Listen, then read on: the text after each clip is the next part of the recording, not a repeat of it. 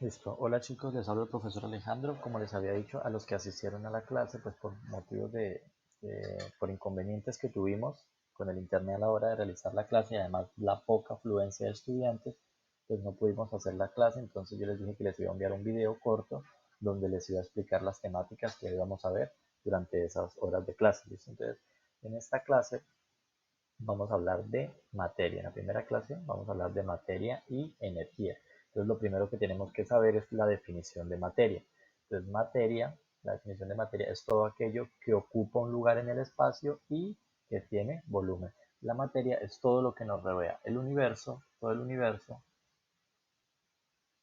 está hecho de materia. ¿Listo?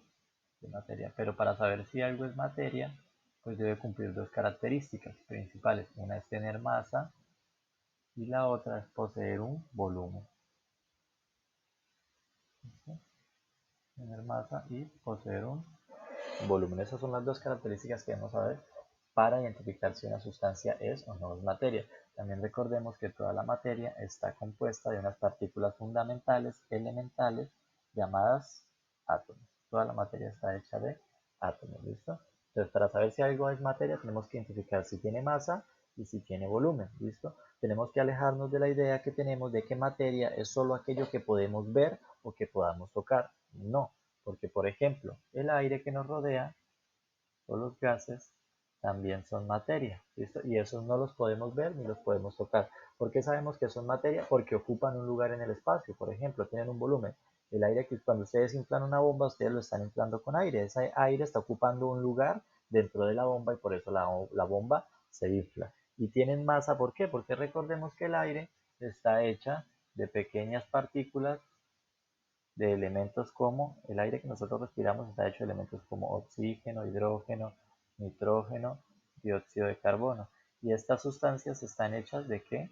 Pues de átomos, ¿no es cierto? Y si están hechas de átomos, pues obviamente va a tener una masa, aunque muy pequeña, pero sí va a tener una masa. Es decir, la masa de las sustancias gaseosas comparadas con las líquidas y con las sólidas es mucho menor, pero sí tienen masa. Por ejemplo, la capa de aire que hay encima de nosotros, la atmósfera, es bastante pesada, ¿sí? Entonces, eso nos verifica que efectivamente el aire sí tiene masa. Lo que pasa es que es mucho menor comparado con sólidos y líquidos. Entonces, lo primero es que hay que alejarnos de esa idea de que materia es solo lo que podemos ver o lo que podemos tocar. No, materia es todo lo que nos rodea que posea volumen, es decir, que ocupe un lugar en el espacio y que tenga masa.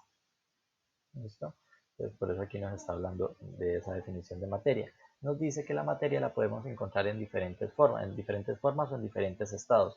Principalmente la vamos a encontrar en tres estados, en el estado sólido, en el estado líquido y en el estado gaseoso. ¿De qué va a depender el estado de la materia? Por eso lo miramos el año pasado, depende bueno, va a depender del comportamiento de las partículas de las cuales está hecha la sustancia, ¿no es cierto? Y ese comportamiento de esas partículas va a depender principalmente de dos fuerzas, ¿listo? De las fuerzas de atracción y de las fuerzas de repulsión. Recuerde que las fuerzas de atracción son las que tienden a hacer que los objetos se acerquen o que las partículas se acerquen, mientras que las de repulsión son las que tienden a hacer que las partículas se alejen unas de las otras.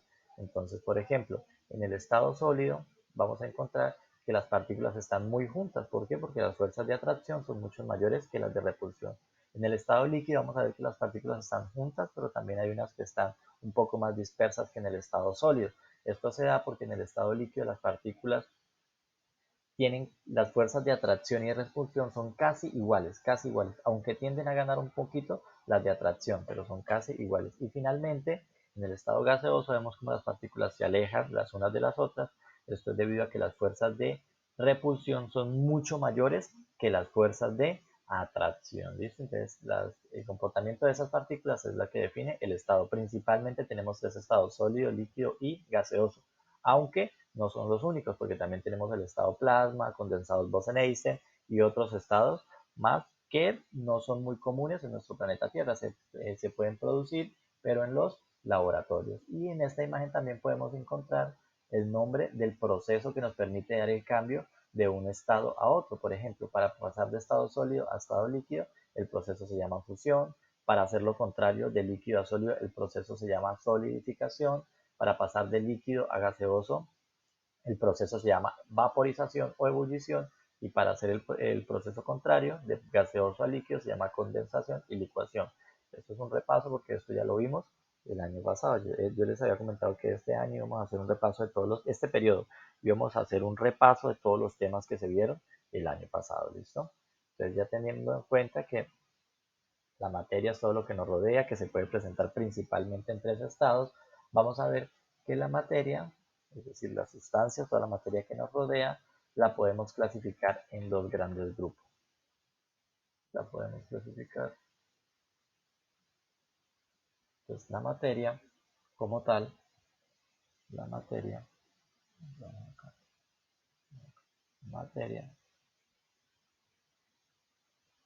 que es la misma sustancia, la podemos clasificar en dos grandes grupos. Vamos a tener sustancias puras,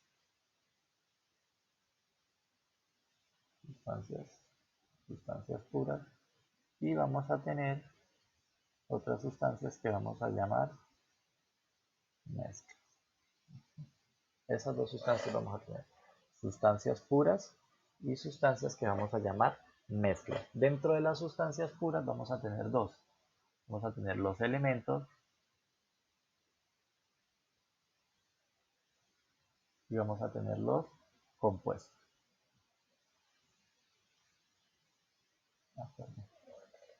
Elementos, allá en sustancias puras, vamos a tener los elementos y los compuestos.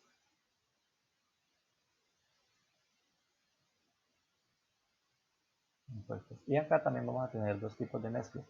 Vamos a tener las mezclas homogéneas y vamos a tener las mezclas les pido perdón por la letra, pero me toca escribir con el dedo.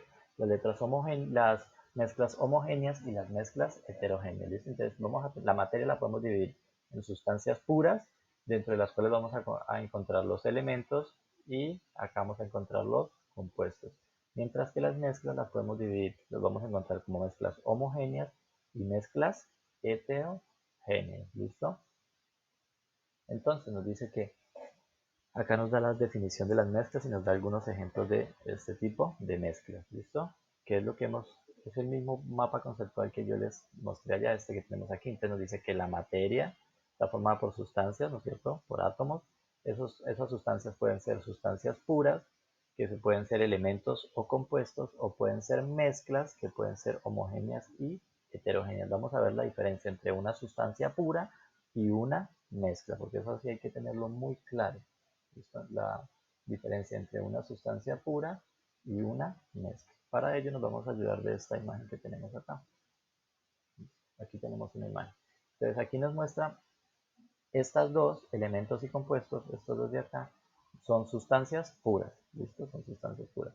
Mientras que acá vamos a tener las mezclas. ¿Listo? ¿Cómo vamos a diferenciar un compuesto de una mezcla? Estos de acá, estas dos, tanto elementos como compuestos, son sustancias puras, mientras que estas de acá son mezclas. ¿Listo? Entonces, ¿qué es una sustancia pura? Pues dijimos que las sustancias puras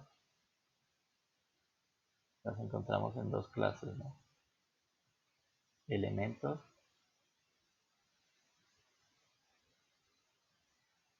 y compuestos. Los elementos, pues son todos los elementos que encontramos en la tabla periódica, ¿no es cierto? Hidrógeno,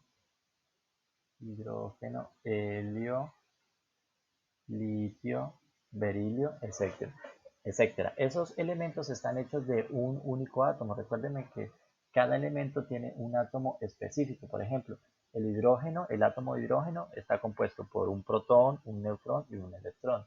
El átomo de helio está compuesto por dos protones, dos electrones y dos neutrones. Y así sucesivamente. Entonces los elementos, son aquellos que están compuestos por átomos de una misma especie, ¿no es cierto? O sea, átomos iguales, los átomos iguales, que es lo que nos muestra aquí en la imagen.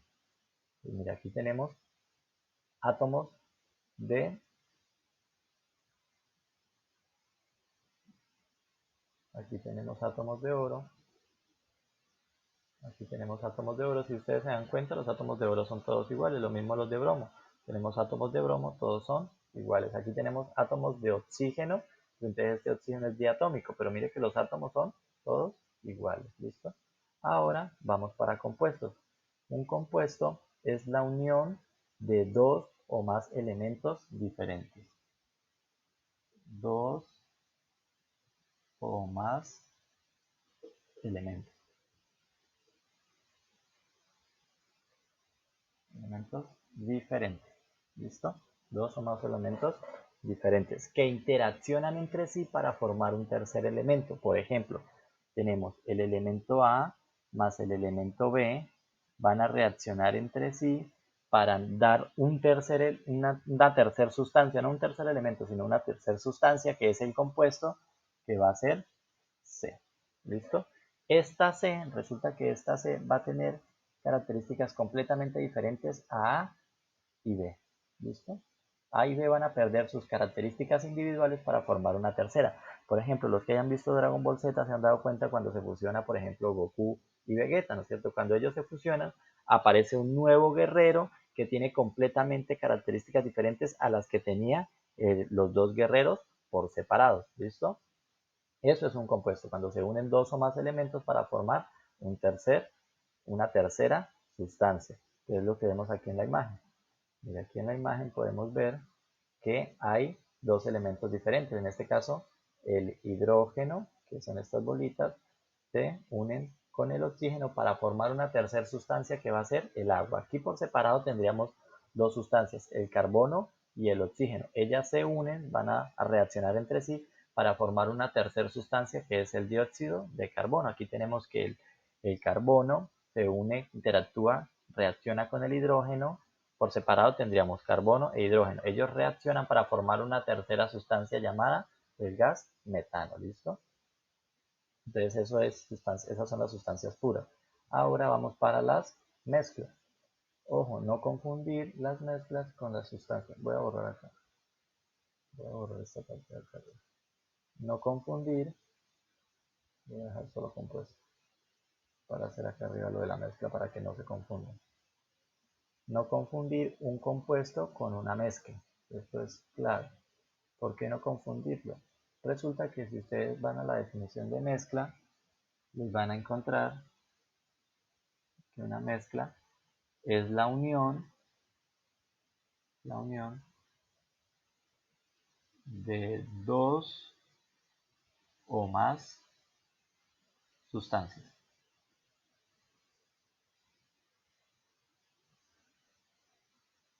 Es la unión de dos o más sustancias. Mire que es dos sustancias o elementos. Es muy similar a la de compuestos. ¿Qué pasa en una mezcla? En una mezcla las dos o las más sustancias no reaccionan entre sí. Es decir, si tenemos dos sustancias A más B, ellas las vamos a tener, no van a generar una tercera sustancia, sino que vamos a tener unidas a B. Mire que no vamos a generar una tercera sustancia diferente, sino que vamos a tenerlas juntas, pero no van a reaccionar entre sí. Entonces esa es la diferencia entre una mezcla y un compuesto. En un compuesto, los elementos que participan reaccionan para formar una tercera sustancia, mientras que en una mezcla las sustancias o elementos individuales no reaccionan, sino que se van a quedar ahí juntos, pero no van a reaccionar como tal, por consiguiente no van a generar una tercera sustancia. Entonces esa es la diferencia entre mezclas y